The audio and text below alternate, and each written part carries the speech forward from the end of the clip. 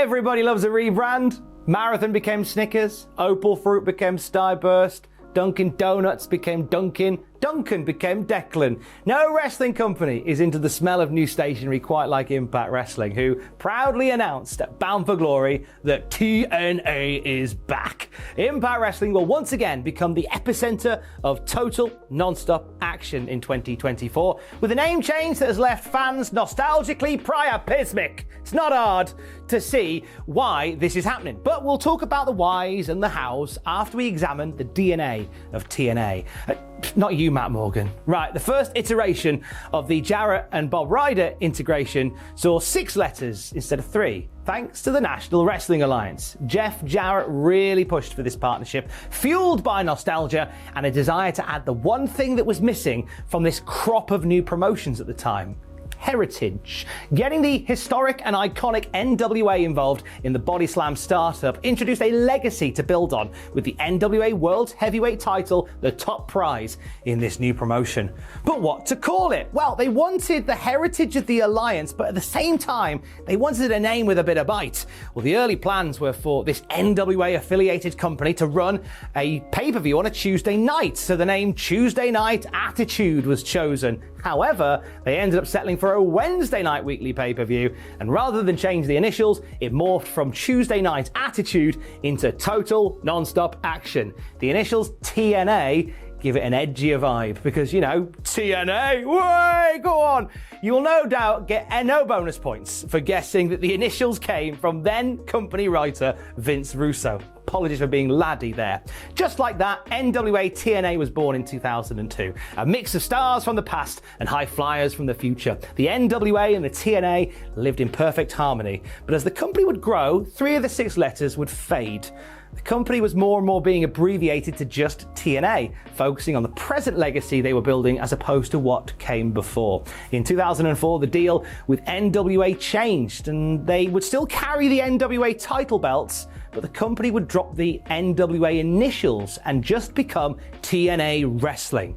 Same time, they made it onto TV with their new weekly TV show, TNA Impact. The final remnants of who they were fell away in 2007. NWA reportedly believing that TNA Wrestling hadn't held up aspects of their deal when it came to championship administration and rights fees, pulled the titles away, new champions all round, and this truly became TNA Wrestling.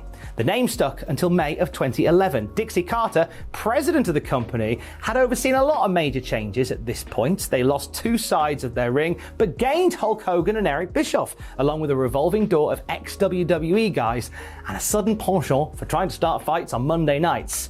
The next name change came, according to press departments at the time, in order to put emphasis on wrestling and create a stronger weekly TV brand. It was met with some confusion because many thought this was just the name of the TV show that was getting rechristened, when in fact the whole company was. Impact Wrestling was now the name of the show and the name of the promotion. The marketing reason was brand efficiency, but the general consensus was it was a way of distancing themselves from mistakes of the past. LOL TNA had become a term on forums and message boards to poke fun at some of the brighter bungles, botches and brain farts that appeared on Impact's timeline over the years. It was a fresh paint of coat, as they say, and a chance to make a second first impression.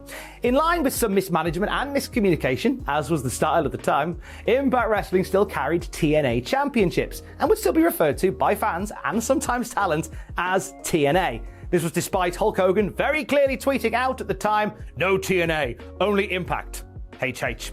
I like how Hulk always puts HH at the end of his tweets.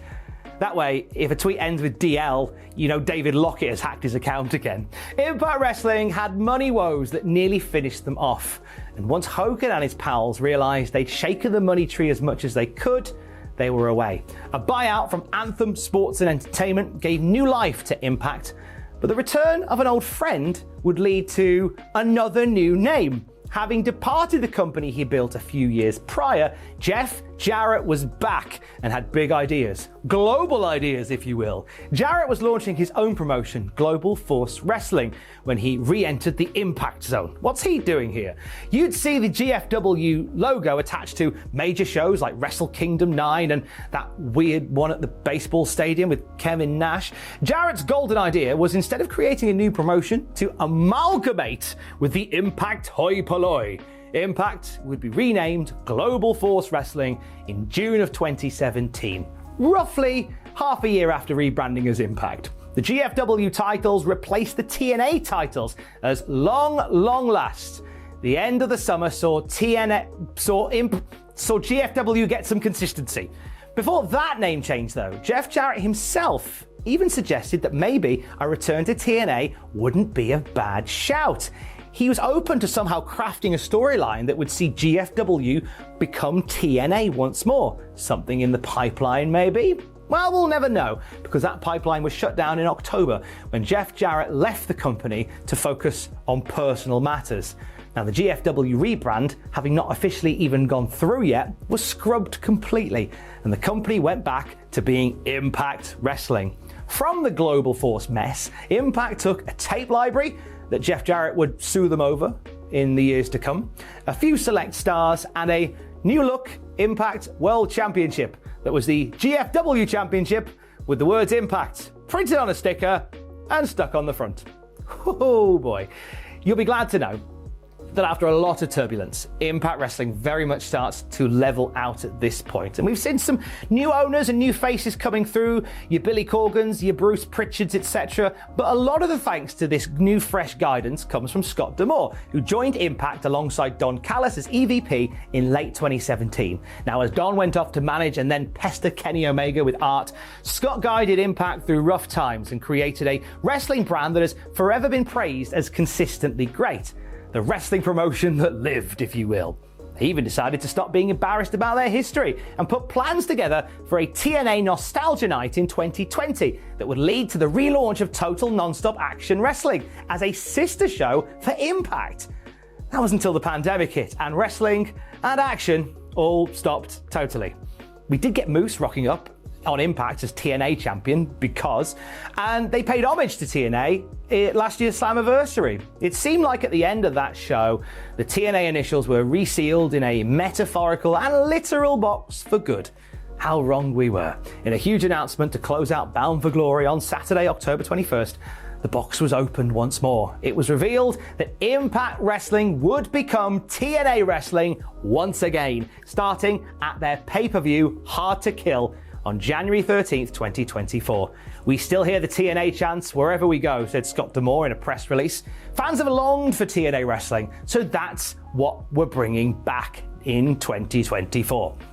What he said to the live crowd in Chicago after Bound for Glory was far more expletive, but similar in sentiment.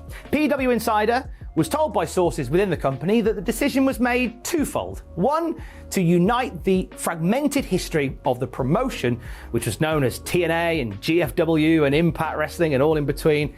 And two, it was already being called that anyway, because a number of the company's international partners still called it TNA internally and actually preferred the name, as did some longtime fans. There was a poll quietly done amongst some of the veteran Impact viewers, and they learned from that many of them preferred the TNA name. Fans who have chanted TNA since the promotion returned to the road have also been a factor in the company thinking about making the change and finally flipping the switch back. The reaction has been on the whole a positive one. Now, some have been skeptical, saying that stepping back into the TNA shoes is, in every sense, a step backwards. Why remind people of LOL TNA and all the connotations of that when you've worked so hard to move away from it? For most, though, including lapsed fans, they weren't massive fans of the name Impact anyway, and to see TNA trending and hear those three letters chanted so loudly and proudly, it's an exciting step back for 200 steps forward. The energy around TNA Wrestling for many has changed so much in the years that have passed. Once the company was hoping to hide their TNA history like a cat during a landlord visit. However, that name, whilst it still has hints of post-irony, the main taste on the tongue is a sweet, gooey nostalgia that pairs well with a fresh outlook. Whilst TNA in its birth has a perverted overtone, it's something much more loving now. It's less hardcore and more hygge.